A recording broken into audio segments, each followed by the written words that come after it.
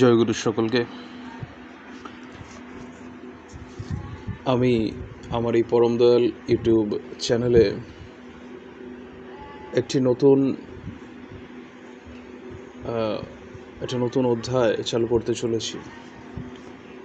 সকলের কিছু বন্ধু আমার কাছের তারা বললেন যে আমার এই পরম দয়াল চ্যানেলের মাধ্যমে অসংখ্য সৎসঙ্গী বন্ধুরা তারা বিভিন্নভাবে সরকারি চাকরির জন্য প্রিপারেশন নিচ্ছেন। তো যেহেতু এই বিষয়টা সম্বন্ধে আমার একটু নলেজ হয়েছে, তো তারা বললেন যে তাদের উপকারার্থে অনেকেই বিভিন্নভাবে টিউশনি পড়তে পারেন না, এবং এই ধরনের টিউশনিগুলো অনেক ব্যয় সাপেক্ষভাবে পড়ানো হয় বিভিন্ন জায়গায়। তো আমি যদি তাদেরকে একটুখানি প্রাথমিক একটা আইডিয়া দিতে পারি, তাতে তাদের একটু উপকারী হবে আশা করি। অনেক অনেক আমার ভাই বোনরা বা আমার থেকে বড়ও হতে পারে, দাদা দিদিরা রয়েছেন যারা সরকারি চাকরির জন্য প্রস্তুতি নিচ্ছেন। তো আমি এই নতুন একটি পর্যায়ক্রম শুরু করতে চলেছি, যেখানে আমি সাধারণত আপাতত ভয়েসের মাধ্যমেই, তাতে অনেকটা সুবিধা হবে, আমি বিষয়গুলি উপস্থাপন করব এবং অধ্যায়ভিত্তিক আলোচনাও করব। যদি আমার এই নতুন যে একটা পর্যায়ক্রম আপনাদের যদি ভালো লেগে থাকে, অবশ্যই কমেন্ট করবেন যে এটা কি দরকার আছে, এটা কি আগামী দিনে আমি চালিয়ে নিয়ে যাব কি না, এটা আপনারা অবশ্যই কমেন্ট করে জানাবেন। যদি কারোর দরকার প্রয়োজন বোধ হয়, অবশ্যই কমেন্ট করে জানাবেন। দেখুন, আমি ইতিহাসের প্রথম থেকে শুরু করব। আমরা যে সমস্ত ছোট চাকরি, মানে কম লেভেলের যে চাকরিগুলো আছে রাজ্য সরকারের, গ্রুপ ডি, আরও ছোট ছোট যেগুলো পুলিশ লেভেলের যেগুলো আছে, এগুলো একটু তুলনামূলক এখন একটু প্রশ্নগুলো মডারেট হচ্ছে, আগে একটু সহজ হতো। দিন দিন বিভিন্নভাবে প্রতিযোগিতা বাড়ছে, তো সেই হিসাবে একটু আমাদের বিষয়টা সম্বন্ধে একটু গভীরভাবে জানতে হবে। আজকের ইতিহাসের আলোচনা বলতে ইতিহাসের প্রথম শুরু হচ্ছে প্রাচীন ভারত থেকে। দেখুন, প্রাচীন ভারতে যেটা আছে, প্রাচীন ভারত আমাদের এই যে ভারতবর্ষের ভৌগোলিক পরিবেশ, ভারতবর্ষের ইতিহাস, এই যে আমাদের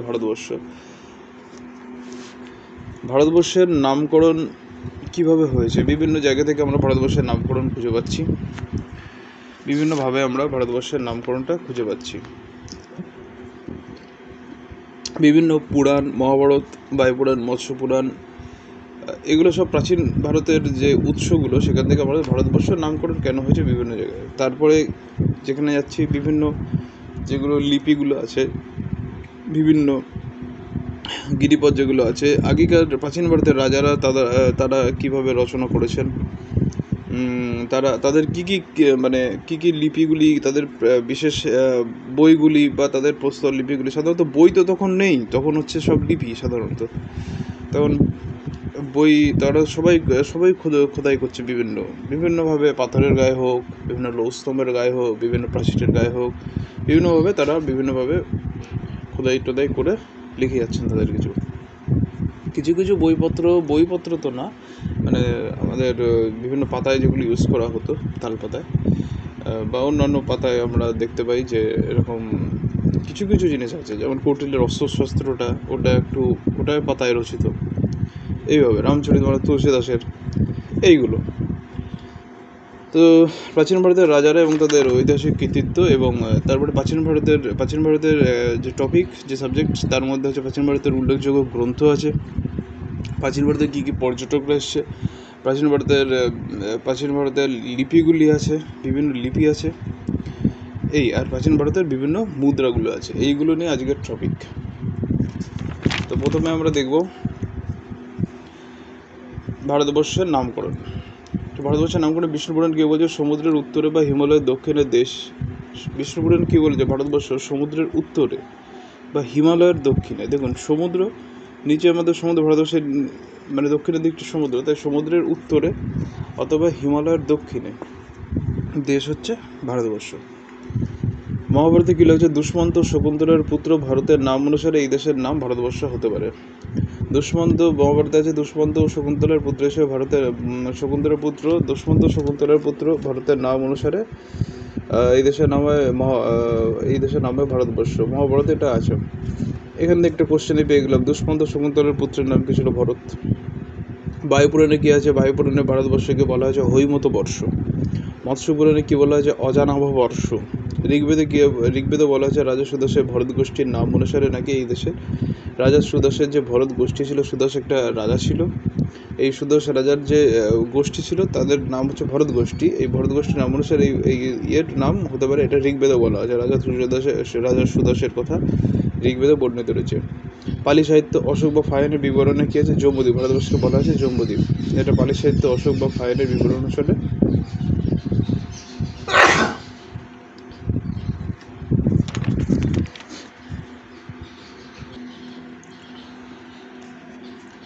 বলা হয়েছে জম্বুদ্বীপ। আচ্ছা, তারপরে পালি সাহিত্য অশোক ও ফাহিনের বিবরণ আছে জম্বুদ্বীপ। গ্রিক ও রোমানগণের মধ্যে হেরোডোটাস একজন গ্রিক ঐতিহাসিক, তিনি বলছে সর্বপ্রথম ইন্ডিয়া নামটি ব্যবহার করেন সিন্ধু থেকে ইন্দাস হলো, ইন্দাস থেকে ইন্ডিয়া এসছে। আর হুদ অল আলাম গ্রন্থে কি আছে? হিন্দুস্থান। হুদুদ অল আলাম গ্রন্থে এই ভারতবর্ষকে হিন্দুস্তান বলা হয়েছে, হিন্দুদের আবাস। তাহলে আমরা আরেকবার পড়ে নিই বিষ্ণুপুরাণে গিয়েছে সমুদ্রের উত্তরে বা হিমালয়ের দক্ষিণে দেশ হিসেবে বিষ্ণুপুরাণে উল্লেখ আছে। মহাভারতে একটা হচ্ছে দুষ্মন্ত শকুন্তলা ভরতের নাম অনুসারে ভারতের বর্ষ রাজার। বায়ুপুরাণে কি আছে? বায়ুপুরাণে বলা আছে হৈমত বর্ষ। মৎস্যপুরাণে কি আছে? অজানব বর্ষ। ঋগ্বেদে কি আছে? রাজা সুদাসের যে ভরত গোষ্ঠী ছিল তার নাম অনুসারে ভারতবর্ষ। পালি সাহিত্য অশোক ও ফাহিনের বিবরণ জম্বুদ্বীপ। গ্রিক ও রোমান কি বলেছে? হেরোডোটাস সর্বপ্রথম ইন্ডিয়া নামটি ব্যবহার করেন। হুদুদ অল আলাম গ্রন্থে কি আছে? হিন্দুস্তান। ভারতবর্ষকে নৃতত্ত্বের জাদুঘর বলেছেন Vincent Smith. Unity in diversity এবং fundamental unity of India. Unity in diversity, unity মানে কি একটা একত্রীভূত বৈচিত্র্যের একটা জায়গা, সেটা বলেছে ভিনসেন্ট স্মিথ। এবং ফান্ডামেন্টাল ইউনিটি এবং মৌলিক যে বিভিন্ন রকম একত্রতা ভারতবর্ষের মধ্যে, সেটা ভিনসেন্ট করেছেন। তিনি বলেছেন ইউনিটি ইন ডাইভার্সিটি, বৈচিত্র্যের মধ্যে একতা অথবা মৌলিক বোধের মধ্যে একতা, সেটা বলেছে Jambudwip is the well-known ancient geographical epitaph of India. The earliest use of the term Hindustan appears in Nasik-e-Rustam. এই যে হিন্দুস্তান কথাটি the earliest use of term, এই যে প্রথম যে ইউজ হচ্ছে এই টার্মের, সেটা হিন্দুস্তান। সেটা কোথায় হচ্ছে? নাসিক-ই-রুস্তম শিলালিপিতে। ঠিক আছে। সাসানিদ রুলার শাহপুর প্রথম, তিনি এই নাসিক-ই-রুস্তমে নাসিক-ই-রুস্তম সাসানিদ রুলার শাহপুর প্রথম, তিনি এই নাসিক-ই-রুস্তমে হিন্দুস্তান কথাটির প্রথম ব্যবহার করেন। ভারত হচ্ছে হিমালয়ের মানস কন্যা। হিমালয়ের কটি গিরিপথ হচ্ছে খাইবার গিরিপথ, বোলান গিরিপথ, গোমাল গিরিপথ, খোজাক গিরিপথ, পীরপঞ্চাল এবং বানিহাল। হিমালয়ের কটি গিরিপথ হচ্ছে খাইবার, বোলান, গোমাল, খোজাক, পীরপঞ্চাল এবং বানিহাল। একাদশ শতাব্দীর শুরুতে আরবি পণ্ডিত অলবেরিন একাদশ শতাব্দী বলতে হাজার যে বছর, সেই হাজার বছরের শুরু হচ্ছে। আর অলবেরিনি ভারতে ঢুকছে 1017 খ্রিস্টাব্দে। কার সাথে ঢুকছে অলবেরিনি? সুলতান মাহমুদের সাথে। একাদশ শতাব্দীর শুরুতে আরব পণ্ডিত অলবেরিনি ভারতে এসেছিলেন। সপ্তম দ্বাদশ শতাব্দী পর্যন্ত কাশ্মীরের ধারাবাহিক ইতিহাস বর্ণিত হয়েছে কল্যাণ রচিত রাজতরঙ্গিনী গদ্যে। তাহলে সপ্তম থেকে দ্বাদশ শতাব্দী বলতে 700 থেকে 1200 শতক, এই যে টার্মটা, এই টোটালটা কাশ্মীরের ধারাবাহিক ইতিহাস পুরো বর্ণিত রয়েছে কল্লোলের রাজতরঙ্গিনী গ্রন্থে, এটা বর্ণিত রয়েছে। কলন সপ্তম থেকে দশ শতক কাশ্মীরের ধারাবাহিক হিসেবে। দেখো রাস্তারঙ্গিনী গ্রন্থ তাহলে একটা পুরো টার্মের লেখা। রাস্তারঙ্গী গ্রন্থটা তাহলে পরপর কেউ লিখতে গেছে, কলম শুরু করেছিল, এরকম কিছু একটা হবে না। আর একটা মানুষ সপ্তম থেকে দ্বাদশ শতাব্দী হিসেবে কীভাবে লিখবে? অথবা তিনি একদম লাস্টে রচনা করেছিলেন, তিনি সপ্তম থেকে দ্বাদশ শতাব্দী কাশ্মীরের ধারাবাহিক ইতিহাস তিনি বর্ণিত করেছেন। কলহরের রাস্তায় সপ্তম থেকে দ্বাদশ শতাব্দী কাশ্মীরের ধারাবাহিক ইতিহাস বর্ণিত কলহর রচিত রাস্তায় পশ্চিমবঙ্গের বেড়াচাপা, পশ্চিমবঙ্গের কোথায় কোথায় পাওয়া গেছে? পশ্চিমবঙ্গে খুব উল্লেখযোগ্য পশ্চিমবঙ্গের বেড়াচাপা চন্দ্রকেতুগড়ে প্রত্নতাত্ত্বিক নিদর্শন পাওয়া গেছে। এলাহাবাদ প্রদেশে হরিসেনের, সমুদ্রগুপ্তের সভাকবি ছিল এই হরিসেন, এবং সমুদ্রগুপ্তকে বিভিন্নভাবে এক্সপার্ট ছিল, সঙ্গীত এক্সপার্ট ছিল, ছবি আঁকাতে, সাহিত্য রচনায় সমুদ্রগুপ্ত বিভিন্নভাবে এক্সপার্ট ছিল। তাই সমুদ্রগুপ্তের সভাকবি হরিসেন রচিত সমুদ্রগুপ্তের বিজয় কাহিনী হচ্ছে এলাহাবাদ প্রশস্তি। চালুকার দ্বিতীয় পুলকেশীর সভাকবি রবিকীর্তি, চালুকার দ্বিতীয় পুলকেশী রচিত আহিওল প্রশস্তি জানা যায় শোকলোত্তর প্রধানত হর্ষবর্ধন দ্বিতীয় পুলকেশী কর্তৃক পরিচিত হয়েছিলেন। হর্ষবর্ধন ছিল কনৌজের রাজা। কনৌজ হচ্ছে এই হরিয়ানা ওই জায়গাটা আর কি, হ্যাঁ, ওই জায়গাটার রাজা ছিল হর্ষবর্ধন। হর্ষবর্ধনের পিতার নাম হচ্ছে প্রভাকর বর্ধনের দুই ছেলে এক মেয়ে ছিল। মানে হর্ষবর্ধনের এক দাদা এক বোন। দাদার নাম হচ্ছে রাজ্যবর্ধন এবং বোনের নাম হচ্ছে রাজ্যশ্রী। সেই রাজ্যশ্রীর সাথেই আমাদের এখানে এদিকে বিয়ে হয়েছিল, বলে দিচ্ছি, রাজ্যশ্রীর সাথে বিয়ে হয়েছিল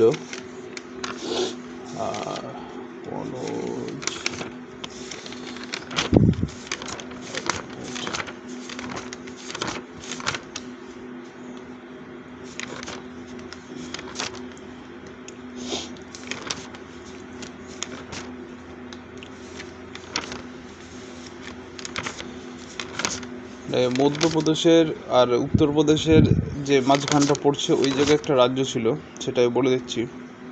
ওই জায়গাটার নাম ছিল কনৌজ। আর হর্ষবর্ধন রাজা ছিল থানেশ্বরের। এটা আমার একটু ভুল হয়ে গেল। হর্ষবর্ধন রাজা ছিল থানেশ্বরের। থানেশ্বর জায়গাটা মোটামুটি পড়ছে হিমাচল প্রদেশের আশেপাশে, এরকম একটা জায়গাটা পড়ছে, দিল্লির আশেপাশে এরকম জায়গায়, হ্যাঁ কাছাকাছি দিল্লি, তাহলে মানে ওই হিমাচল প্রদেশ উত্তরাখণ্ড এরকম জায়গার মাঝামাঝি পড়ছে থানেশ্বর। আর কনৌজের রাজা ছিল গৌরব বর্মন। আর থানেশ্বরের রাজা আমি যেটা বললাম প্রভাকর বর্ধনের এক বড় ছেলে ছিল রাজ্যবর্ধন এবং ছোট ছেলে ছিল হর্ষবর্ধন, একটা মেয়ে ছিল রাজশ্রী। সেই রাজশ্রীর সাথে কনৌজরাজ গ্রহ বর্মনের সাথে বিয়ে হয় এবং তাদের সাথে মিত্রতা হয়ে গেল। এই হচ্ছে হিস্ট্রি। এবং হর্ষবর্ধন পরবর্তী সময় ওর বাবা মারা যাওয়াতে, মানে প্রভাকর বর্ধন মারা যাওয়াতে রাজ্যভার নিয়েছিল রাজ্যবর্ধনকে শশাঙ্ক আক্রমণ করে এবং রাজ্যবর্ধনের মৃত্যু হয় শশাঙ্কের হাতে। তারপরে হর্ষবর্ধন যখন দক্ষিণ ভারত আক্রমণ করতে আসে তখন দক্ষিণ ভারতের খুব প্রভাবশালী রাজা ছিলেন এই দ্বিতীয় পুলকেশী। কাছে হর্ষবর্ধন তখন পরাজিত হয়েছিল এবং হর্ষবর্ধনের সভাকবি রবিকীর্তি আইহোল প্রশস্তির মাধ্যমে সকলোত্তর পথনাথ হর্ষবর্ধন দ্বিতীয় পুলকেশীতে পরাজিত হয়েছিলেন এই কাহিনীটি তুলে ধরেছেন। কলিঙ্গরাজ খারবেলের হচ্ছে হাতি গোম্পা লিপি, কনৌজরাজ হর্ষবর্ধন হচ্ছে তাম্রশাসন, শকরাজ রুদ্রদমনের হচ্ছে চূড়াগড় লিপি, গৌতমীপুত্র সাতকর্ণীর হচ্ছে নাসিক শিলালিপি বা নাসিক প্রশস্তি। ঠিক আছে, গৌতমীপুত্র সাতকর্ণী এরা ছিল মহারাষ্ট্রের দিকে, প্রথমে দক্ষিণ ভারতে থাকলেও পরবর্তী সময় মহারাষ্ট্র বা পশ্চিম ভারতের দিকে ট্রান্সফার হয়। এদের একটা শিলালিপি ছিল গৌতমীপুত্র সাতকর্ণী নাসিক শিলালিপি বা নাসিক প্রশস্তি। কলিঙ্গরাজ খারবেল অশোকের কথা। কলিঙ্গরাজ খারবেলের হাতি গোম্পা শিলালিপি, কনৌজের হর্ষবর্ধনের তাম্রশাসন। কনৌজের হর্ষবর্ধনের লিপিটা কি? তাম্রশাসন, ইম্পর্টেন্ট। শকরাজ রুদ্রদমনের হচ্ছে জুনাগড় শিলালিপি এবং গৌতমীপুত্র সাতকর্ণী হচ্ছে নাসিক শিলালিপি বা নাসিক প্রশস্তি। বগজিকই শিলালিপিতে আর্যদের ভারতে আগমনকাল কোন শিলালিপি থেকে আর্যদের ভারতে আগমনকাল জানা যায়? সেটা হচ্ছে বগজিকই শিলালিপি। পারস্যের পার্শ্বপলিশ নগরের বাস্তব নাসিক ই রুস্তম। আগে যেটা বলছিলাম পারস্যের পার্শ্বপলিশ নগরে প্রাপ্ত নাসিকের রুস্তম শিলালিপি থেকে পারস্যিকদের উত্তর পশ্চিমে রাষ্ট্রবিস্তার সম্পর্কে জানা যায়। কোথায় পাওয়া গেছিল? নাসিক এ রুস্তম, নাসিকের শিলাস্তম্ভ শিলালিপিটা কোথায় পাওয়া পারস্যের পার্শ্বপুলিশ নগর বা রাজধানী ওখানে ছিল, ওখান থেকে নাসিকের রুস্তম শিলালিপিটা প্রাপ্ত হয়েছিল। অশোকের শিলালিপি হচ্ছে ব্রাহ্মী, প্রাকৃত ও খরষ্টি লিপিতে লেখা। অশোকের শিলা হচ্ছে ব্রাহ্মী, প্রাকৃত হচ্ছে সারা ভারত, খরষ্টি হচ্ছে উত্তর পশ্চিম ভারত মানে রাজস্থানের দিকটা, এই দিকটা থেকে যেটা আছে পাকিস্তান, এই সমস্ত এই দিকটা যেটা আছে সেই দিকটা থেকে আমাদের এই খরষ্টি লিপিটা পাওয়া যাচ্ছে। 1837 সালে জেমস প্রিন্সে অস্ট্রেলিয়াদের বাম্বে লিপির পাঠোদ্ধার করেন। গুপ্তরাজের প্রথম চন্দ্রগুপ্ত মুদ্রায় লক্ষ্মী দেবীর প্রতিকৃতি আমাদের পরিচয়, মানে গুপ্তরাজের চন্দ্রগুপ্ত মৌর্য সিংহাসনে বসছে এই 350 খ্রিস্টাব্দে, এবং মোটামুটি 350 খ্রিস্টাব্দে এই টাইমটায় উনি বসছে, এবং তাদের রাজত্ব পরবর্তী সময়ে 550-এর উপর গিয়ে মানে চলেছিল। এবং মোটামুটি যদি গুপ্ত সাম্রাজ্য ধরি তাহলে শুরু হয়েছিল হচ্ছে 275 শ্রীগুপ্তের হাত ধরে, কিন্তু শ্রীগুপ্তের পুত্র হচ্ছে ঘটোৎকচ গুপ্ত, পুত্রের ছেলেই হচ্ছে এই প্রথম চন্দ্রগুপ্ত, এবং প্রথম চন্দ্রগুপ্তের ছেলে হচ্ছে সমুদ্রগুপ্তের ছেলে হচ্ছে দ্বিতীয় চন্দ্রগুপ্তের ছেলে হচ্ছে দ্বিতীয় চন্দ্রগুপ্তের ছেলে হচ্ছে কুমারগুপ্তের পরবর্তী প্রজন্মরা চলেছে। কুমারগুপ্তের তারপরে স্কন্দগুপ্ত এলো, কুমারগুপ্তের ছেলে হচ্ছে স্কন্দগুপ্ত, পুনঃ আক্রমণ যিনি প্রতিহত করেছিলেন। তো এইভাবে এই জেনারেশন এইভাবে গুপ্তরাজের প্রথম চন্দ্রগুপ্ত মুদ্রায় লক্ষ্মীদেবীর প্রতিকৃতি ধর্মদের পরিচয়। সমুদ্রগুপ্ত একটা অশ্বমেধ যজ্ঞ করেছিলেন। আমি বলে দিচ্ছি অশ্বমেধ যজ্ঞ কে করেছিলেন। সমুদ্রগুপ্ত একটি অশ্বমেধ যজ্ঞ করেছিলেন, তারপরে সমুদ্রগুপ্ত করেছিলেন। তারপরে তার নাতি মানে প্রথম কুমারগুপ্ত, যিনি নালন্দা বিশ্ববিদ্যালয় প্রতিষ্ঠা করেছিলেন, সেই প্রথম কুমারগুপ্ত অশ্বমেধ যজ্ঞ করেছিলেন একটি। এই দুজন করেছিলেন। আরেকজন করেছিলেন, সেটা হচ্ছে দক্ষিণ ভারতে কেউ একজন করেছিলেন সম্ভবত, আমার এই মুহূর্তে দেখছি আমি, বলা যায় নাকি একটু।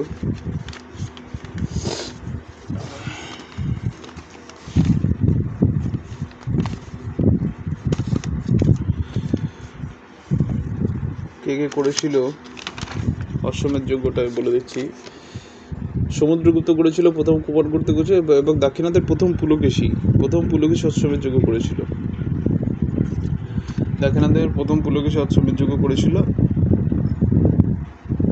এই যেটা বলছি আমি, দ্বিতীয় পুলকেশী, এরই পুলকেশী বংশের এদের মধ্যে প্রথম পুলকেশী অশ্বমেধ যজ্ঞ করেছিল একটা। এবং সমুদ্রগুপ্ত সঙ্গীত বিদ্যায় পারদর্শী ছিলেন, কারণ এটা কোথা থেকে পাওয়া যায়, তার মুদ্রা এবং ঘোড়ায় বীণা বাদনরত ছবি আছে।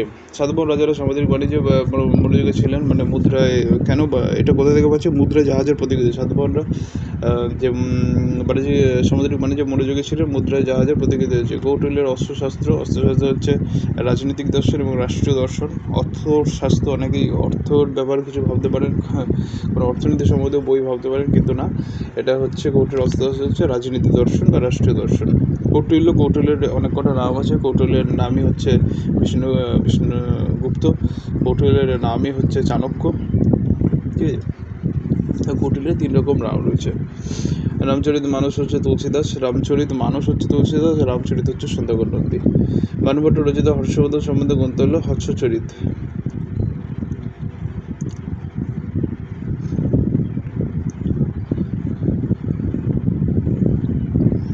পাল রাজা রামপালের পিতৃভূমি উদ্ধারের কাহিনী কোথায় বর্ণিত হচ্ছে? রামচরিত। এই রামচরিত গ্রন্থে, আমি যে রামচরিতটাকে বললাম, রামচরিত গ্রন্থে পাল রাজা রামপালের পিতৃভূমি উদ্ধারের কাহিনী বর্ণিত রয়েছে রামচরিত গ্রন্থে, যেটা সন্ধ্যাকর রচিত। কল্যাণের চালুকরাজ ষষ্ঠ বিক্রমাদিত্য রাজত্ব সম্রাট বিল্হন রচিত বিক্রমাঙ্ক দেবচরিত। চালুকরাজ ষষ্ঠ বিক্রমাদিত্য রাজত্ব কাল সম্বন্ধে বিল্হন রচিত বিক্রমাঙ্ক দেবচরিত। উত্তর পশ্চিম ভারতে পারস্য অভিযান রয়েছে গিরিগতি হেরোডোটাসের লেখায়। প্লিনি বলে একজন লোক ছিলেন, প্লিনির লেখা ন্যাচারালিস হিস্টোরিয়া প্রথম খ্রিস্টাব্দের রচনা। ভারত ইতালির বাণিজ্য সম্পর্কিত নির্ভরযোগ্য দলিল। আচ্ছা, ভারত ও ইতালির যে বাণিজ্য হতো এটা কোথা থেকে পাওয়া যাচ্ছে? প্লিনির লেখা ন্যাচারালিস হিস্টোরিয়া প্রথম খ্রিস্টাব্দের রচনা। ভারত ইতালির বাণিজ্য সম্পর্কিত নির্ভরযোগ্য দলিল।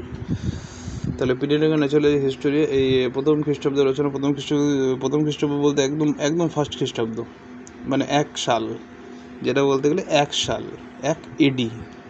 যদি কারোর মনে হয় যে নোট করে নিতে পারো তো নোট করে নিতে পারো, খুব সুন্দর, তাহলে একটা নোট মেকিং হয়ে যাবে। পিরিয়ড লেখা ন্যাচারাল পরবর্তী সময় নোটগুলো খুব কাজে লাগে, যেগুলো নোট করা দরকার আছে, পড়তে গেলে জানতে গেলে নোট করা দরকার আছে। পিরিয়ড লেখা ন্যাচারাল হিস্টোরিয়া প্রথম খ্রিস্টাব্দ রচনা, ভারত ইতালির বাণিজ্য সম্পর্কিত। ভারত যে ইতালির সাথে বাণিজ্য করতো, এই পিরিয়ড লেখা ন্যাচারাল হিস্টোরিয়াতে এই জায়গাটা বর্ণিত হয়েছে, ভারতের সাথে ইতালির যে বাণিজ্য হতো। গ্রিক দূত মেগাস্থেনিসের লেখা গ্রন্থ কি? গ্রিক দূত মেগাস্থেনিসের লেখা গ্রন্থ হচ্ছে ইন্ডিকা। মেগাস্থেনিস হচ্ছে সিরিয়ার গ্রিক রাজা সেলুকাস। সিরিয়ার কোথায় ছিল? সিরিয়ার গ্রিক রাজা সেলুকাস কোথাকার রাজা ছিল? সিরিয়ার গ্রিক রাজা, সিরিয়ার গ্রিক রাজা সেলুকাস মেগাস্থেনিসকে দূত হিসেবে চন্দ্রগুপ্ত মৌর্য দরবারে পাঠিয়েছিলেন। হ্যাঁ, তো পরবর্তী সময় মেগাস্থেনিস কিন্তু ভারত আক্রমণ করেছিল, আর এই মেগাস্থেনিসকে ভারত আক্রমণ করার জন্য চন্দ্রগুপ্ত মৌর্যই ডেকেছিল, কারণ চন্দ্রগুপ্ত মৌর্য মানে ভারতের এই পূর্ব দিকের একটা দিক উনি জয় করতে পারছিল না সেই টাইমটায়, হয় না, মানে রাজনীতি, এটা হচ্ছে রাজনীতি, আমি জয় করতে পারছি না, আমি অন্যের দ্বারা ওই জায়গাটা ক্যাপচার করব। এখনও যেরকম প্রসেস রাজনীতি, তখনও সেরকমই প্রসেস ছিল, সবাই কিন্তু এই বই পড়েই রাজনীতিবিদরা হয়। তাই এইটা হচ্ছে সেই রকম। দেখুন, সিরিয়ার গ্রিক রাজা সেলুকাস, পরবর্তী সময় আমরা আরও ডিটেলস জানতে পারবো, আমি জাস্ট একটা ইনফরমেশন দিয়ে রাখলাম। সিরিয়ার গ্রিক রাজা সেলুকাস মেগাস্থেনিসকে দূত হিসেবে চন্দ্রগুপ্ত মৌর্য দরবার পাঠিয়েছিল। দূত হিসেবে পাঠিয়েছিল মানে চন্দ্রগুপ্ত মানে মেগাস্থেনিসের কিছু চাহিদা আছে, এই সেলুকাসের কিছু চাহিদা আছে ভারতবর্ষের প্রতি, সেই জন্য ভারতবর্ষে তখন কে শক্তিশালী রাজা রয়েছে? চন্দ্রগুপ্ত মৌর্য বংশের চন্দ্রগুপ্ত মৌর্য।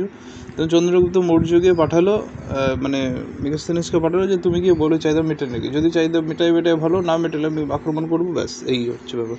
পরবর্তী সময় ভারত আক্রমণ করেছিল 300 থেকে, তাহলে মেগাস্থেনিসের ভারত আক্রমণের সময়টা হচ্ছে 300 থেকে 300, মেগাস্থেনিসের ভারত আক্রমণের সময় হচ্ছে 300 থেকে 305 খ্রিস্টাব্দ। অন্যান্য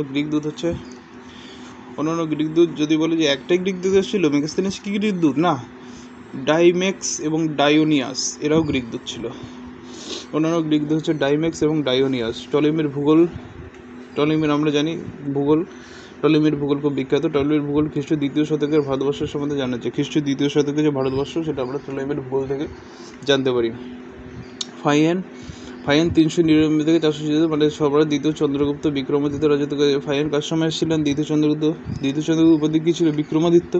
এই দ্বিতীয় চন্দ্রগুপ্ত আবার কিন্তু দ্বিতীয় চন্দ্রগুপ্ত এরা কিন্তু গুপ্ত বংশের রাজা। দ্বিতীয় চন্দ্রগুপ্ত কার ছেলে? দ্বিতীয় চন্দ্রগুপ্ত হচ্ছে সমুদ্রগুপ্তের ছেলে। সমুদ্রগুপ্ত কার ছেলে? প্রথম চন্দ্রগুপ্তের ছেলে। প্রথম চন্দ্রগুপ্ত কার ছেলে? ঘটোৎকচ গুপ্তের ছেলে। ঘটোৎকচ কার ছেলে? শ্রীগুপ্ত ছেলে, যে আবার গুপ্ত সমাজের প্রতিষ্ঠাতা। তো এইভাবে চলছে। দেখুন, এই দ্বিতীয় চন্দ্রগুপ্ত ফাইয়েন সম্পর্কে 399 সম্রাট দ্বিতীয় চন্দ্রগুপ্ত বিক্রমাদিত্য রাজত্বকালে এসেছিলেন ফাইয়েনের লেখা বইয়ের নাম কি? Folk cooking.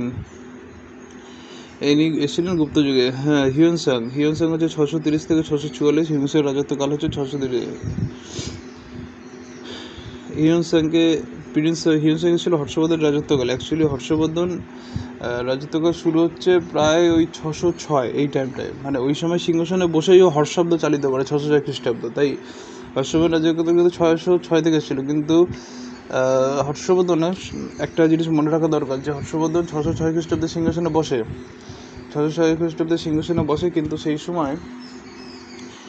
সময় শশাঙ্ক খুব প্রভাবশালী নেতা ছিল আমাদের ভারতবর্ষে, খুব প্রভাবশালী নেতা ছিল। এবং শশাঙ্কের সময় শৈব ধর্মের একটা বিস্তার লক্ষ্য করা গেছিল। ওই সময় ব্রাহ্মণ্যবাদের একটা বিস্তার লক্ষ্য করা গেছিল। আর সেই সময় হর্ষবর্ধন সিংহাসনে তো বসেছিল অনেক ছোটো বয়সে, প্রায় 13 বছর, এরকম 13 বছর বয়সে, আরও কম মনে 12-13 বছর বয়সে সিংহাসনে বসেছিল হর্ষবর্ধন 606 খ্রিস্টাব্দে, যেহেতু দাদা মারা গেছিল প্রভাকর বর্ধন। এবং পরবর্তী সময় তাকে কনৌজের দায়িত্ব সামলাতে হয়েছিল হর্ষবর্ধনকে, কারণ কনৌজে ওর বোনের যে বর, মানে ওর জামাইবাবু, সেও তো হত্যা হয়েছিল।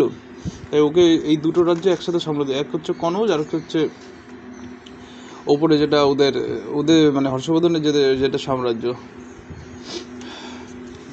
সেইটা পুষ্যবতী সাম্রাজ্য, যেটা পুষ্যবতী বংশের রাজা ছিল, বলে দিচ্ছি।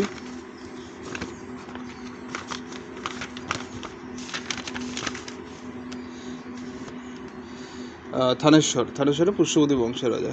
তাহলে থানেশ্বরের কনৌজ দুটোই থেকে হর্ষবর্ধনকে সামলাতে হয়েছে। থানেশ্বরের কনৌজ দুটোই হর্ষবর্ধনকে সেই সময় সামলাতে হয়েছে, এবং হর্ষবর্ধন 606-তে বসলো ঠিকই, কিন্তু ঠিকমতো স্বাধীনতা কিন্তু তার ছিল না, কারণ সেই সময় শশাঙ্ক রাজত্ব করছিল, খুব প্রভাবশালী গৌড়ের রাজা শশাঙ্ক, আমাদের বাংলার রাজা, মানে আমাদের বীরভূমে বহরমপুরে, আমাদের বহরমপুর থেকে 6 মাইল দক্ষিণে একটা জায়গা আছে, ঠিক আছে, কর্ণ সুবর্ণ বা কানা সোনা, সেই জায়গায় শশাঙ্ক রাজত্ব করতো, এবং শশাঙ্কের প্রভাব এতটাই ছিল যে তখন সেই সময় হর্ষবর্ধন সিংহাসনে বসলেও হর্ষবর্ধন স্বাধীনতা তেমন পায়নি। হর্ষবর্ধনের স্বাধীনতা তখন এলো যখন শশাঙ্ক মারা গেল 630 খ্রিস্টাব্দে, এবং 630 খ্রিস্টাব্দ থেকে হর্ষবর্ধনের সময়, মানে প্রপারলি সময়টা শুরু হচ্ছে। দেখুন 30 বছর বয়সে, মোটামুটি ধরুন 40 বছর বয়সে হর্ষবর্ধন একটা স্বাধীনতা পাচ্ছে, এবং এবার শুরু হচ্ছে হর্ষবর্ধন নিয়ে। তো হর্ষবর্ধনের সম্বন্ধে বিস্তারিত যে বইটা, সেটা হিউয়েন সাং লিখেছে 630 থেকে 644, ভালো করে লক্ষ্য করবেন। হর্ষবর্ধনের বয়স তখন আমি ধরে নিলাম তখন 40-42 হবে, আর 644 মানে হচ্ছে 14 বছর, মানে ওই 654-55 এই 60-এর মধ্যে, হর্ষবর্ধনের বয়স যখন 60-এর মধ্যে, তখন হর্ষবর্ধন এই টাইমটা খুব ভালো রাজত্ব করেছেন। হর্ষবর্ধন রাজত্বকাল এটাকে বলছে 630 থেকে 644 খ্রিস্টাব্দ, যেটা হিউয়েন সাংয়ের আমরা বিবরণ থেকে জানতে পারছি, কারণ হিউয়েন সাং হর্ষবর্ধনের সময় এসেছিল। আর চীনা ভাষায় রচিত হিউয়েন সাংয়ের ভবন বৃত্তান্তটির নাম হচ্ছে সিউকি। আচ্ছা, হর্ষ পরবর্তী যুগে ইত সিং বলে একজন চৈনিক পরিবারযোগ, হর্ষ পরবর্তী যুগে ইত সিং চৈনিক পরিবারযোগ 671-695 চৈনিক পরিবারযোগ হর্ষোত্তর যুগে এদেশে এসেছিলেন। ইত সিং হর্ষোত্তর যুগে কে ভারতবর্ষে আসেন? হর্ষোত্তর যুগে ছিলেন ইত সিং, 671 থেকে 695 খ্রিস্টাব্দে এসেছিলেন। অলবেরুনি সুলতান মাহমুদের সঙ্গে এদেশে এসেছিলেন। আমি যেটা প্রথমেই বলছিলাম, অলবেরুনি কবে এসছে? অলবেরুনি এসছে একাদশ শতাব্দীর শুরুতে। উনি একজন পণ্ডিত ছিলেন, আরবি পণ্ডিত ছিলেন। আর অলবেরুনি সুলতান মাহমুদের সাথে এই দেশে আসেন। আমরা জানি মাহমুদ কী করেছিল, এই দেশকে ধ্বংস করেছিল। হ্যাঁ, গুজরাটের সোমনাথ মন্দির লুণ্ঠন 17 বার মাহমুদের দ্বারা হয়েছিল। আর ওরা একটা, মানে কি, ওদের সাথে একটা পণ্ডিত থাকতো যারা এইসব রচনা করতো। হ্যাঁ, তো যাই হোক, অনেক আমার মনে হয় যে, আমার ব্যক্তিগতভাবে মনে হয়, বা অনেকে এটা মনে করে যে, দেখুন ওরা তো অনেক শিক্ষিত ছিল, যাদেরকে মানে এটা নিয়ে আসতো, পণ্ডিত যারা আসতো ওরা তো শিক্ষিত, আর এটা তো পড়াশোনা জানতো না, এটা তো অ্যাকচুয়ালি আক্রমণকারী লোক। হ্যাঁ, এবার ওরা অনেক সঠিক কথা লিখে গেছে। হ্যাঁ, যেগুলো আমরা জানতে পারি যে 19 বার ভারত লুণ্ঠন, এটা নিশ্চয়ই ওনার গ্রন্থেই পাওয়া যাচ্ছে, ওনারই আনা যে পণ্ডিত, তার গ্রন্থেই পাওয়া যাচ্ছে ভারত লুণ্ঠন। হ্যাঁ, কিন্তু অ্যাকচুয়ালি যে রাজার সম্পর্কে লেখা, মাহমুদের সম্পর্কে যদি লিখেই থাকে অলবেরুনি যে উনি এরকম লুণ্ঠন করছে, যদি এটা জানতে পারতো তখনকার দিনে, ওকে কি ছাড়তো না। যেমন আরও আমি বলছি, আমাদের সে যে একজন যার সাথে আমাদের যুদ্ধ হয়েছিল, রাজপুত রাজার মধ্যে যুদ্ধ হলো, পরবর্তী সময় বলছি। হ্যাঁ, আলাউদ্দিন খলজির সাথে একজন ছিল, আলাউদ্দিন খলজির সাথে যে পণ্ডিত ছিল, এই মুহূর্তে মনে পড়ছে না, আলাউদ্দিন খলজির সাথে যে পণ্ডিত ছিল, সেও আলাউদ্দিন খলজি সম্পর্কে লিখেছে। এবার আলাউদ্দিন খলজি বুঝতে যেটুকু মুখে বলেছিল, সেইটুকু তো আলাউদ্দিন খলজি নিজেই পুড়িয়ে ফেলেছিল। এবং আলাউদ্দিন খলজির সম্পর্কে অনেক ভালোই লিখে গেছে তার পণ্ডিত। হ্যাঁ, যেহেতু আলাউদ্দিন খলজি বুঝতে পেরে যেত। হ্যাঁ, কিন্তু যারা বুঝতে পারতো না তাদের সম্পর্কে সঠিকভাবে লেখা হয়েছে সেই সময়, নাহলে আমরা জানতে পারতাম না। এবার এটা সম্ভব হয়েছে যে তারা বুঝতে পারতো না বলেই এই ধরনের এটা সম্ভব হয়েছে। তারা বুঝতে পারলে কি কারোর সম্বন্ধে বাজে লিখতে দেবে দেবে না। যেমন আকবরের সম্বন্ধে দেখুন, সেই সময় শুধু ভালোই লেখা আছে, কারণ আকবর হয়তো বুঝতে পারতো, এমনি নিরক্ষর ছিল, কিন্তু কেউ হয়তো বলে দিত যে আকবর এইটা লেখা হচ্ছে। এই জন্য আকবরের সময় ওই টাইমটা সম্পূর্ণ ভালোই লেখা হয়েছে। তাই আকবর, মানে কি, আকবরের পরবর্তী সময় যারা বড় বড় ইতিহাসবিদ রয়েছেন, আকবরকে তো খারাপ বলেছেন, খারাপ বলেছেন। হ্যাঁ, তখন তো এইরকম ব্যাপার। অলবেরুনি সুলতান মাহমুদের সঙ্গে ভারতে এসেছিলেন। তার রচিত তওয়াক্কি হিন্দ,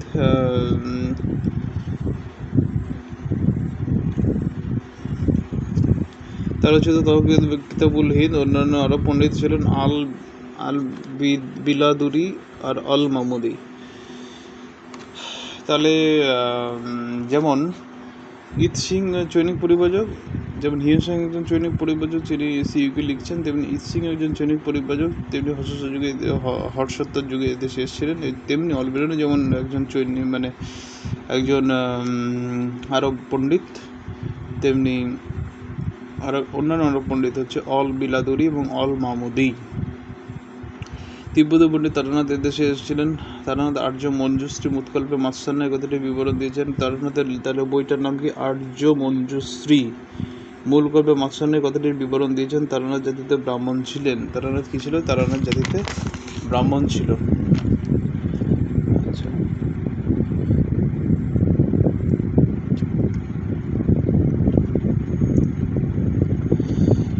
তারানাথ জাতিতে ব্রাহ্মণ ছিল। বাগপতির লেখা গৌড়ভাও, কালিদাসের মালবিকা মিত্রম নাটক নায়ক অগ্নিমিত্র, পুষ্যমিত্র সঙ্গের ছেলে হচ্ছে কালিদাসের মালবিকা মিত্রম নাটক নায়ক হচ্ছে অগ্নিমিত্র পুষ্যমিত্র। এই অগ্নিমিত্র হচ্ছে পুষ্যমিত্র সঙ্গের ছেলে।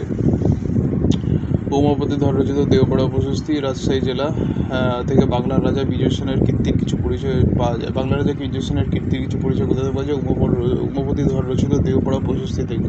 দেওপাড়া প্রশস্তিটা কোথায়? রাজশাহী জেলা আমার মনে হয় এখন বাংলাদেশ সম্ভবত। তাহলে উমাপতি ধর রচিত দেওপাড়া প্রশস্তি থেকে বাংলার রাজা বিজয় সেনের কীর্তির কিছু পরিচয় পাওয়া যায়। গৌড়বাহু কার লেখা? বাগপতির লেখা। কালিদাসের নাটকের বইয়ের নাম কি? মালবিকা মিত্রম। এই মালবিকা মিত্রর নায়ক হচ্ছে অগ্নিমিত্র শুঙ্গ।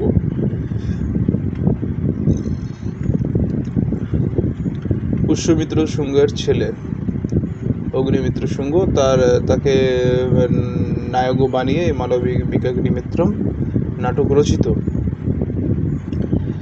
আর কালিদাসের আরও কিছু বই আছে, শকুন্তলাম, অভিজ্ঞান শকুন্তলাম, মালবিকা মিত্রম, রঘুবংশম, কালিদাসের এই ধরনের লেখা আছে। উমাপতি ধর রচিত দেওপাড়া প্রশস্তি রাজশাহী জেলায় পাওয়া যায়। সেখানে বাংলা রাজা বিজয় সেনের কীর্তি জানা যাচ্ছে। অপরিচিত গ্রিক নাবিকের লেখা periplus of the Erythraean sea. এখানে প্রথম শতকের ঐতিহাসিক ও ভৌগোলিক ব্যাখ্যা কোথা থেকে জানা যাচ্ছে? অপরিচিত গ্রিক নাবিকের লেখা। একজন গ্রিক নাবিক তিনি লিখছেন পেরিপ্লাস অফ দ্য এরিথ্রিয়ান। কে লিখেছেন সেটা এখন উদ্ধার হয়নি। অপরিচিত গ্রিক নাবিক। এই গ্রন্থ থেকে জানা যায় রোমান সম্রাট অগাস্টাস সিজারের সময় থেকে দক্ষিণ ভারতের বন্দর আরিকা মেদু, ভালো করে এটা খুব ইম্পর্টেন্ট জিনিস, সেই গ্রন্থ থেকে কি জানা যাচ্ছে? Periplus of the Erythraean sea থেকে জানা যাচ্ছে প্রথম সাথে গ্রন্থ। এই গ্রন্থ থেকে জানা যাচ্ছে রোমান সম্রাট অগাস্টাস সিজারের সময় থেকে দক্ষিণ ভারতের বন্দর আরিকা মেদুর সঙ্গে রোমের বাণিজ্য হতো। তাহলে এই গ্রন্থ থেকে একমাত্র জানা যাচ্ছে রোমান সম্রাট অগাস্টাস সিজারের সময় থেকে রোমান সম্রাট তখন ছিল অগাস্টাস সিজার, এবং তার সময় থেকে দক্ষিণ ভারতের বন্দর আরিকা মেদুর সঙ্গে রোমের বাণিজ্য হতো। আরিকা মেদুকে এম্পোরিয়াম বলা হতো। রোমান সম্রাট অগাস্টাস সিজারের সময় থেকে দক্ষিণ ভারতের বন্দর আরিকা মেদুর সঙ্গে রোমের বাণিজ্য হতো। আরিকা মেদুকে এম্পোরিয়াম বলা হতো। এখানে রোমানদের বসতি ও ফ্যাক্টরি পাওয়া গেছে। আরিকা মেদু নিয়ে কোশ্চেন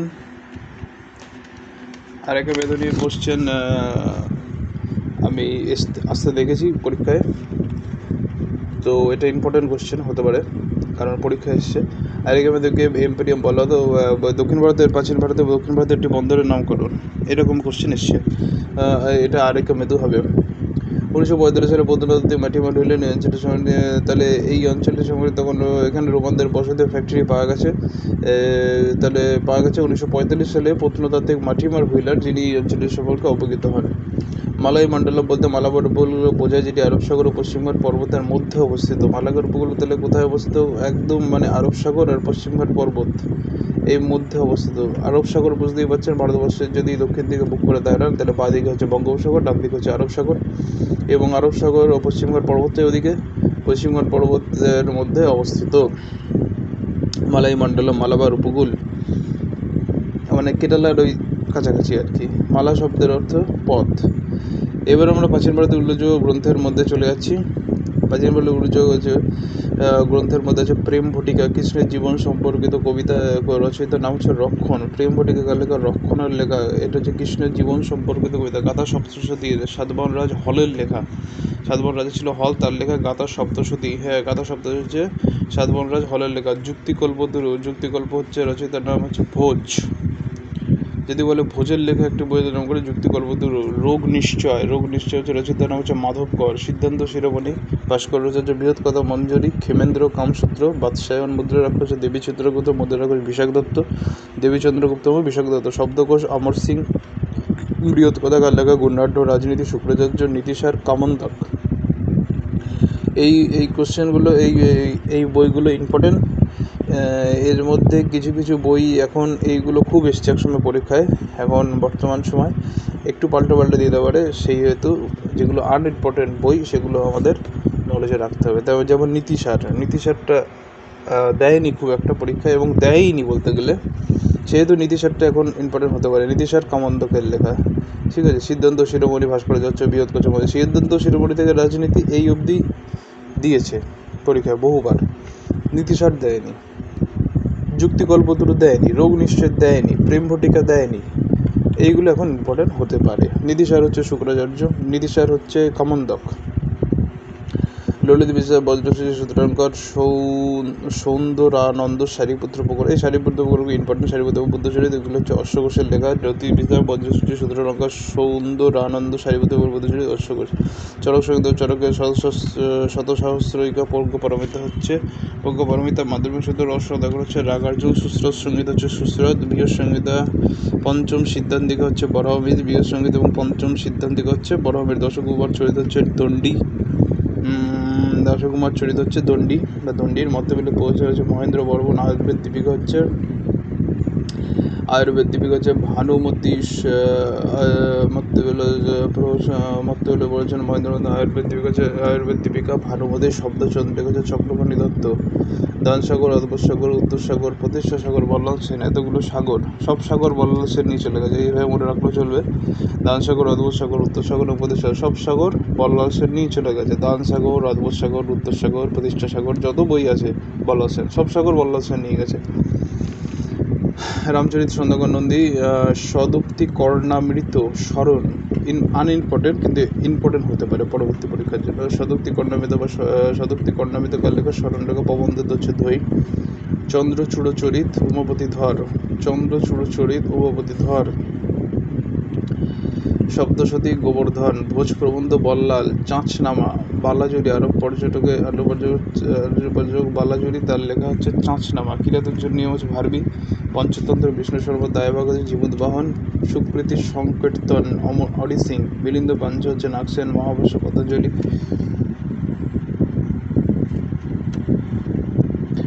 মহাভাষ্য পতঞ্জলি।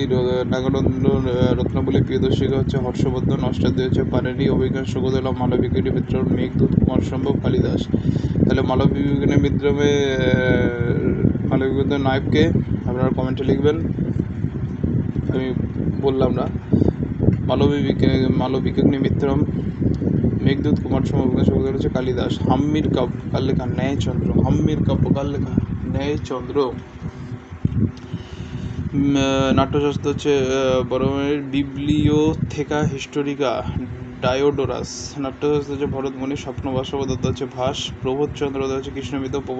প্রবন্ধ চিন্তামণি গুজরাটি ইতিহাস। মেরুতুঙ্গ কথাশরী সাগর সোমদেব। মুদ্রা রাক্ষস লেখা হচ্ছে বিশাখ দত্ত।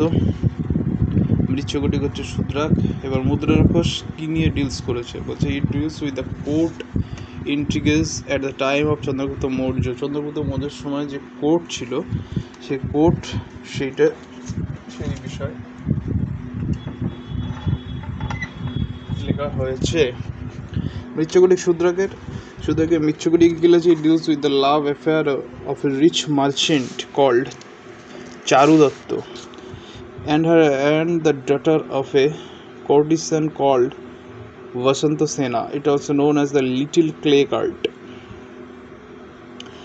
বলছে মৃচ্ছকটিক যে শূদ্রাসের লেখা, এটা হচ্ছে অ্যাফেয়ার, মানে লাভ অ্যাফেয়ার হয়েছে, দুজনের মধ্যে ভালোবাসার একটা প্রেম কাহিনী বর্ণিত হয়েছে। চারু দত্ত এবং বসন্ত সেনার মধ্যে একটা প্রেম কাহিনী এখানে চারুদত্ত এবং বসন্ত সেনের মধ্যে একটা প্রেম কাহিনী এখানে বর্ণিত হয়েছে। তাহলে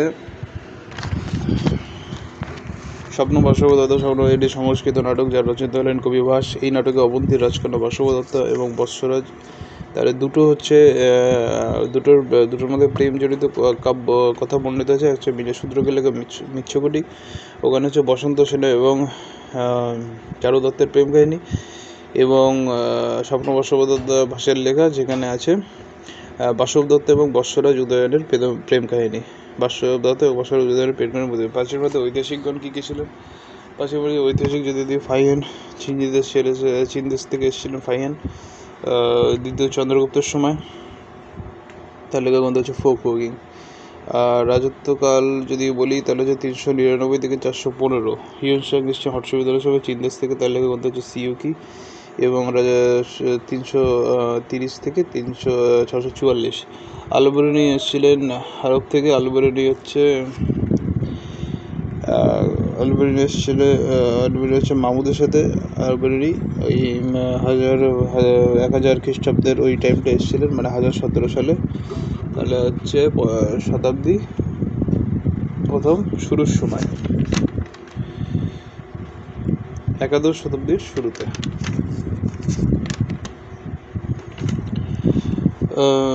তারপরে মামুদ, মানে 1017 থেকে 1025 এই টাইমটা এসেছিলেন মামুদের সাথে। এবং এই টাইমটার মধ্যে মামুদ গুজরাটের মন্দির 17 বার আক্রমণ করেছিল এবং লুট করেছিল। ইবন বতুতা হচ্ছে আফ্রিকার মরক্কো থেকে ইবন বতুতা আশ্রমে এসেছিলেন। ইবন বতুতা এসেছিলেন মোহাম্মদ বিন তুগলকের সময়। ইবন বতুতার লেখা গ্রন্থের নাম হচ্ছে কিতাবুল রেহলা।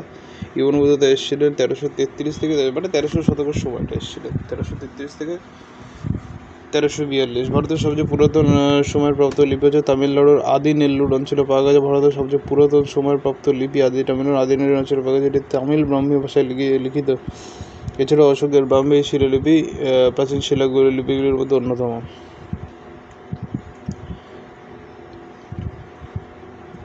তাহলে প্রাচীন ভারতের সব থেকে পুরনো সময়ের প্রাপ্ত লিপি তামিলনাড়ুর আদি নেল্লুর অঞ্চলে পাওয়া গেছে। ভারতের সব থেকে পুরনো, যেটি তামিল ব্রাহ্মী ভাষায় লিখিত। এছাড়া অশোকের ব্রাহ্মী শিলালিপি প্রাচীন ভারতের লিপিগুলির মধ্যে অন্যতম। এবার আমরা দেখব প্রাচীন ভারতের লেখা লিপিসমূহ কী কী আছে। গোয়ালিয়র প্রশস্তি কার সম্বন্ধে রচয়িতার নাম পাওয়া যায়নি। গোয়ালিয়র প্রশস্তির লেখা আছে পৃথ্বীরাজ ভোজের অবদান প্রসঙ্গে লেখা আছে গোয়ালিয়র প্রশস্তি। দেওপাড়া প্রশস্তির লেখক হচ্ছে উমাপতি ধর।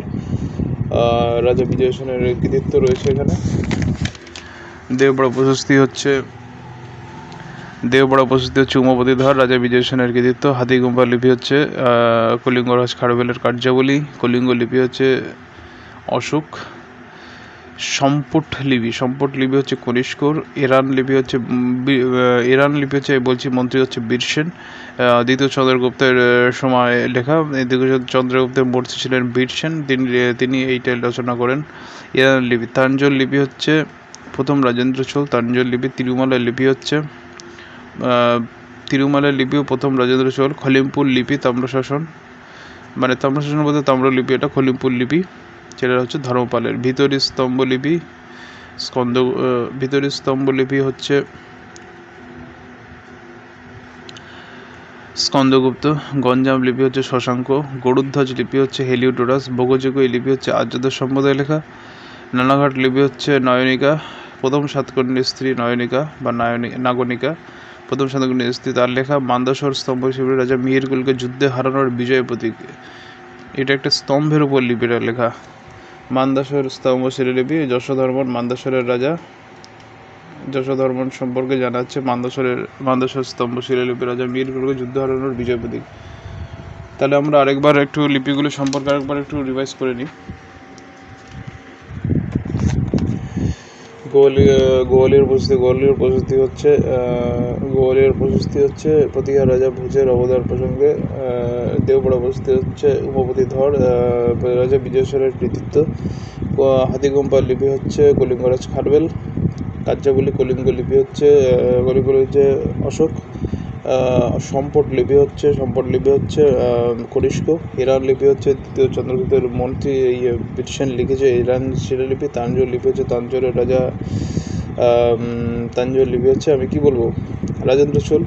তিরুমালা লিপি ও রাজাদ্রচল, খলিমপুর লিপি, তাম্রশাসন হচ্ছে ধনপাল, ভিতরি স্তম্ভ লিপি হচ্ছে স্কন্দগুপ্ত, গঞ্জাম লিপি হচ্ছে শশাঙ্ক, গরুধ্বজ লিপি হচ্ছে হেলিওডোরাস, বগযোগী লিপি হচ্ছে বগযোগী লিপি থেকে আমরা কি জানতে পারি? বগযোগী লিপি থেকে আমরা আর্যদের সম্বন্ধে জানতে পারি। রানাঘাট হচ্ছে লিপি হচ্ছে স্ত্রী নয়নিকা,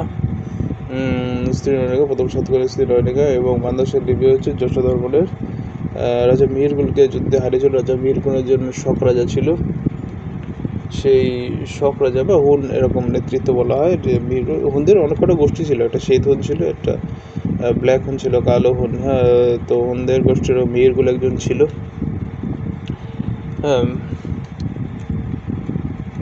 মিহিরগুলের ছেলে সম্ভবত ছিল তোরমান। তোরমানকে যুদ্ধ হয়েছিল একটা গুপ্ত রাজা, ভানুগুপ্ত যুদ্ধে হারিয়েছিল তোরমানকে। এরকম তো মিহিরগুলকে যুদ্ধে হারানোর বিজয় প্রতীক হচ্ছে মান্দাসর লিপি। যুদ্ধে হারিয়েছিল যশোধর্মন, মান্দাসরের রাজা, এবং যশোধর্মন যুদ্ধে হারিয়েছিল। বিভিন্ন প্রাচীন মুদ্রার বিবরণ। নিক্স মানে হচ্ছে বৈদ্যযুগীয় মুদ্রা। বৈদ্যযুগীয় স্বর্ণ মুদ্রা হচ্ছে নিক্সমনা। নিক্স বৌদ্ধগণের নিক্ষ নামে উল্লেখিত। পুরাণ বা ধারণ 32 রতির পুরাণ বা ধারণ হচ্ছে একটা রৌপ্য মুদ্রা। পুরাণ বা ধারণ 32 রতির রৌপ্য মুদ্রা। তো এটা হচ্ছে মনুস্মৃতির থেকে জানা যায়। কৃষ্ণল ও শতমান পরবর্তী বৈদিক যুগীয় মুদ্রা। কৃষ্ণল ও শতমান হচ্ছে পরবর্তী বৈদিক যুগীয় মুদ্রা। কার্যপণ দক্ষিণ ভারতের স্বর্ণ ও রৌপ্য মুদ্রা। কার্যপণ বৌদ্ধগ্রন্থে কাহপান নামে পরিচিত। কার্যপণ দক্ষিণ ভারতের স্বর্ণ ও রৌপ্য মুদ্রা। কার্যপণ বৌদ্ধগ্রন্থে কাহপান নামে পরিচিত। তাহলে কার্যপণ কি ছিল? দক্ষিণ ভারতের স্বর্ণ ও রৌপ্য মুদ্রা, এটা মাথায় রাখতে হবে। কসমা, পদ, মস্তক এবং কাকনিক বৌদ্ধগ্রন্থে উল্লিখিত ব্রোঞ্জ ও তাম্র মুদ্রা। কসমা, পদ, মস্তক ও কাকনিক বৌদ্ধগ্রন্থে উল্লিখিত ব্রোঞ্জ ও তাম্র মুদ্রা। আর স্বর্ণ ও রৌপ্য মুদ্রা হচ্ছে কার্যপণ, এটাও বৌদ্ধগ্রন্থে রয়েছে। এবং কসমা, পদ, মস্তক এগুলো হচ্ছে ব্রোঞ্জ ও তাম্র মুদ্রা। সুবর্ণ, স্বর্ণ মুদ্রা বৌদ্ধগ্রন্থে। তাহলে স্বর্ণ মুদ্রা সুবর্ণ কোথায় রয়েছে? এটা হচ্ছে বৌদ্ধগ্রন্থে আছে যে সুবর্ণ একটা স্বর্ণ মুদ্রা ছিল। আচ্ছা, আমরা কিছু কোশ্চেন অ্যান্সার করে নিই। এলা বিশেষ কোশ্চেন অ্যান্সার। এটা হচ্ছে সিভিল সার্ভিসে আসা পশ্চিমবঙ্গের কিছু কোশ্চেন। হু কম্পোজ জেলাবাদ বসতি? Harisena. Who among the following kings perform Ashvamedha yajna? অশ্বমেধ যজ্ঞ কে করেছিলেন? অশ্বমেধ যজ্ঞ দক্ষিণ ভারতের রাজা পুলকেশী I করেছিলেন। আরেকজন করেছিলেন, কে করেছিলেন? দ্বিতীয় চন্দ্রগুপ্ত করেছিলেন।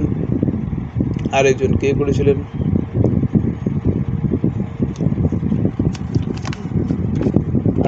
করেছিলেন? প্রথম কুমারগুপ্ত করেছিলেন। এই তিনজন মোটামুটি অশ্বমেধ যজ্ঞ করেছিলেন। কে করেছিলেন? উত্তর ভারতের মধ্যে সমুদ্রগুপ্তের ছেলেকে, সমুদ্রগুপ্তের ছেলে হচ্ছে দ্বিতীয় চন্দ্রগুপ্ত। তাহলে সমুদ্রগুপ্ত একটা করলো, প্রথম কুমারগুপ্ত একটা করলো, আর প্রথম পুলকেশী করেছিল। রাজতনয়িনী কার লেখা? কল্হান। সন্ধ্যাকর নন্দী কে ছিলেন? সন্ধ্যাকর ছিলেন রামচরিত কাব্যের রচিতা। হু রোট রামচরিত? কে রামচরিত রচনা করেছেন? সন্ধ্যাকর নন্দী। তাহলে মেগাস্তিনিস কে ছিলেন? মেগাস্তিনিস হচ্ছে সেলুকাসের দূত ছিলেন। আরবে সিরিয়ার রাজা গ্রিক দূত সেলুকাসের, সিরিয়ার গ্রিক রাজা সেলুকাসের দূত ছিলেন মেগাস্তিনিস। কার সময়ের যদি বলে, কার সময় মেগাস্তিনিস এসেছিলেন? প্রথম চন্দ্রগুপ্ত মৌর্য। আচ্ছা, হু রোট তওকীর হিন্দ বা কিতাবুল হিন্দ? তাহলে কিতাবুল হিন্দ বা তওকীর কে রচনা করেছে? আলবেনি কার সাথে এসেছিলেন? সুলতান মাহমুদের সাথে। কবে এসেছিলেন? 1017 থেকে 1025 এই সময়। Who issued the Nasik Prashasti inscription? Nasik Prashasti কার লেখা? নাসিক প্রশস্তি গৌতমপুরের সাতকর্ণীর লেখা। নাসিক প্রশস্তি গৌতমপুরের সাতকর্ণীর লেখা। আইহোল শিলালিপি হচ্ছে রবিকীর্তির লেখা। আইহোল শিলালিপি রবিকীর্তি দ্বিতীয় পুলকেশী হর্ষবর্ধনকে হারিয়েছিল। তৃতীয় পুলকেশী দাক্ষিণাত্যের রাজা ছিল, তিনি হর্ষবর্ধনকে হারিয়েছিল। এবং তার এই যে কাহিনী, বিজয় কাহিনী তৃতীয় পুলকেশী, সেটাই এই আইহোল শিলালিপিতে বর্ণিত রয়েছে। Who is the author of Indica? Megasthenes. ইন্ডিকার অথর লেখককে? মেগাস্তিনিস। আচ্ছা, বুদ্ধচরিত কার লেখা? অশ্বঘোষ। শুধু বুদ্ধচরিত যে লিখেছে অশ্বঘোষ, তার অশ্বঘোষে আরও কটা বইয়ে বলে দিচ্ছি। ললিত বিস্তার, বজ্রসূচি, সূত্রালঙ্কার, সুন্দর আনন্দ সারিপুত্র প্রকরণ সবকটাই অশ্বঘোষের লেখা। Who's the writer of Buddhacharita Ashok Ghosh. Who came to India during the time of Chandragupta Maurya. Chandragupta মৌর্যের সময় কে এসেছিলেন? মেগাস্থেনিস দূত হিসেবে ছিল গেছে। হুজ দ্য অথর অফ বৃহৎ সংহিতা। বৃহৎ সংহিতা কি? বরাহমিহিরের বৃহৎ সংহিতা। আচ্ছা, বলছে which historian is famous for is research on ancient Indian history. বলছে কোন ঐতিহাসিক খুবই জনপ্রিয় এবং প্রাচীন ভারতের ইতিহাস সম্পর্কে গবেষণার জন্য তিনি হচ্ছে Ramsharan Sharma. Who's the wrote of Mrichchhakatikam. মৃচ্ছকটিকমের লেখাকে শূদ্রক। মৃচ্ছকটিকম হচ্ছে শূদ্রকের লেখা। আচ্ছা, মৃচ্ছকটিকমে কি বর্ণিত আছে এটা যদি দেয়, মৃচ্ছকটিকমে বর্ণিত আছে লাভ অ্যাফেয়ার কার? চারু দত্ত এবং বসন্ত সেনা, এদের লাভ অ্যাফেয়ার বর্ণিত আছে মৃচ্ছকটিকম, শূদ্রকের লেখা মৃচ্ছকটিকমে। Which of the following clearly define Mitakshara. Mitakshara জিনিসটা কি? বলছে কি একটা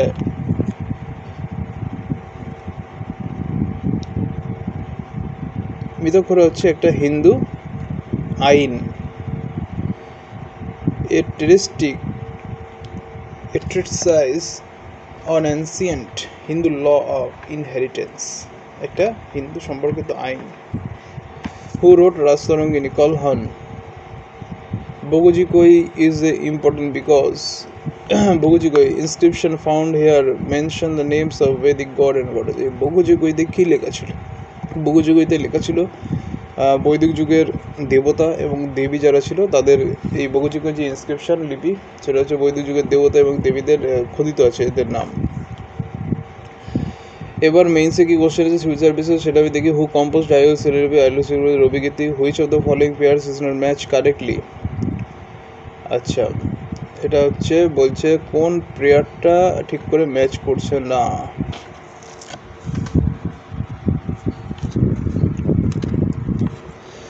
বলছে সন্ধ্যাকর নদী রামচরিত, অবশ্যই এটা ঠিক আছে। জয় সিংহের লেখা হচ্ছে কুমার পাল চরিত, ঠিক আছে।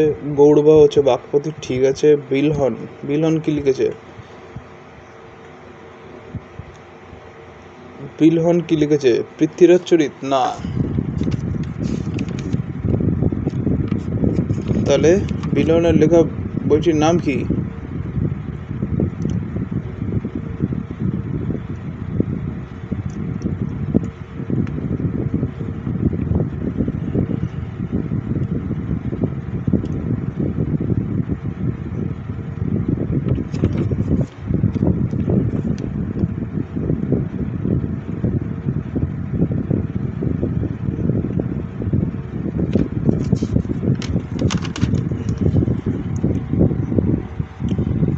এইমাত্র আমরা আলোচনা করেছি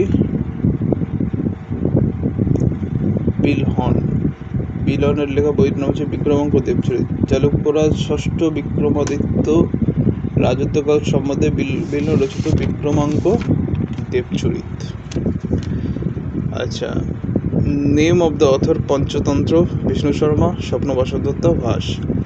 আচ্ছা, স্বপ্ন জয়দেবের যে গীত গোবিন্দ, এটার মধ্যে কি আছে? আমরা প্রথমেই ফার্স্ট ইয়ার পড়েছি জয়দেবের লেখা যে বইটি রয়েছে সেখানে কৃষ্ণের যে সম্পর্কে লেখা রয়েছে, ঠিক আছে, কৃষ্ণের জীবন সম্পর্কে লেখা আছে জয়দেবের গীত গোবিন্দতে।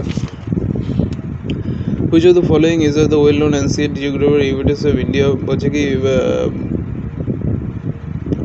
বলি ভারতবর্ষের সম্পর্কে যে ভৌগোলিক সেটা কী ধরনের শিলালিপি বা কী ধরনের প্রমাণ থেকে জানা যায়? সেটা হচ্ছে ভারতবর্ষা।